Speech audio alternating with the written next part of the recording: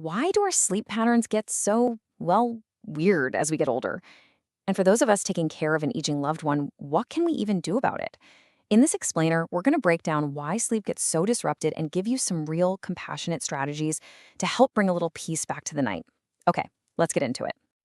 Yeah, this quote just hits home for so many of us, doesn't it? It perfectly captures that feeling of just helplessness when a loved one's entire life seems to get flipped upside down. It's a really common story, and it's one we need to understand. So to really get a handle on this whole cycle, let's start with a story. It's a pretty common one, and it really shows what happens when those restless nights start spilling over into the daytime. So let's talk about a guy named Mr. Lawson. He used to be that classic early riser, you know? His days were predictable, steady. But now, his world is totally backwards. He's napping all afternoon, and then in the middle of the night, he's up, pacing the halls. And this isn't just some quirky new habit. It has real consequences during the day. He's more irritable, more forgetful. This is a perfect example of what experts call behavioral rhythm disruption.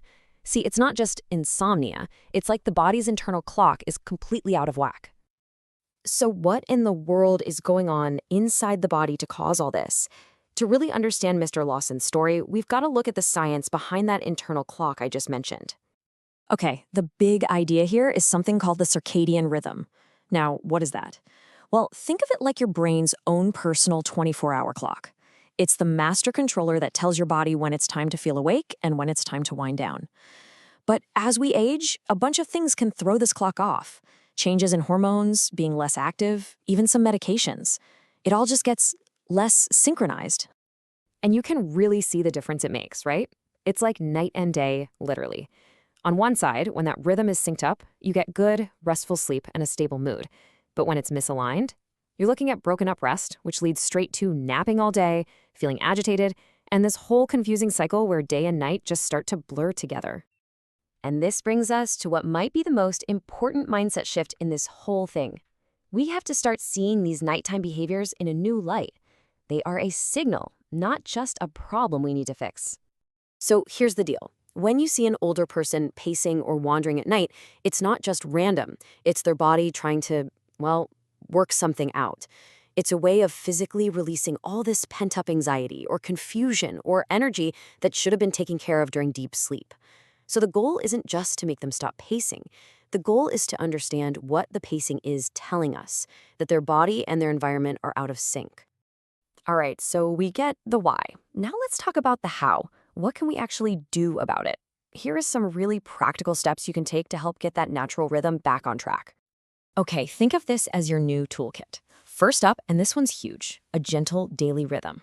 Predictable times for meals, for walks. It literally helps reteach the body's clock. Second, use natural light. Morning sun is like a giant wake-up sign for the brain, and dimming the lights at night says, okay, time to wind down. Third, minimize stimulation. This means cutting back on caffeine, sugar, even intense TV shows later in the day. Fourth, create a comfort-focused space.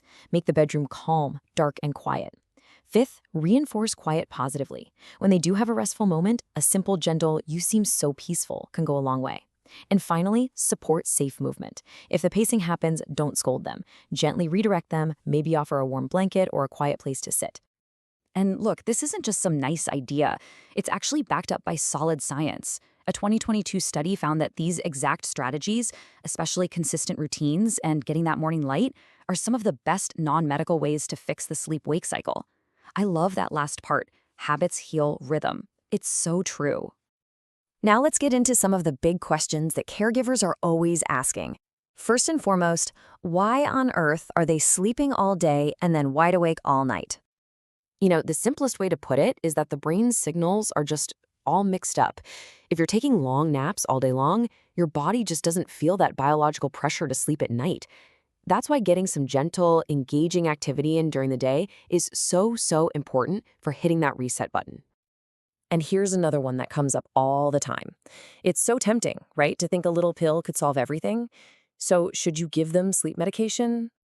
Now, the answer here has to be really clear. Only if a doctor tells you to. For older adults, a lot of sleep aids can actually make things worse. They can increase confusion and even the risk of a dangerous fall. Honestly, in most cases, making these behavioral changes we just talked about is not only safer, but way more effective in the long run. So, as we start to wrap this up, it really all comes back to one central, incredibly powerful idea: the power of a simple, consistent routine. If you remember just one thing from all of this, please let it be this: that restlessness, it isn't defiance, it's not rebellion. It is the body's honest, desperate attempt to find its balance when its whole sense of time has gone haywire. And when you can make that shift from feeling frustrated to being a compassionate observer, everything starts to change. So I'll just leave you with this final thought to chew on. What if the goal isn't just about forcing someone to sleep? What if real peace for everyone comes not just from sleep itself, but from the gentle, compassionate understanding that helps guide the body back to where it's supposed to be?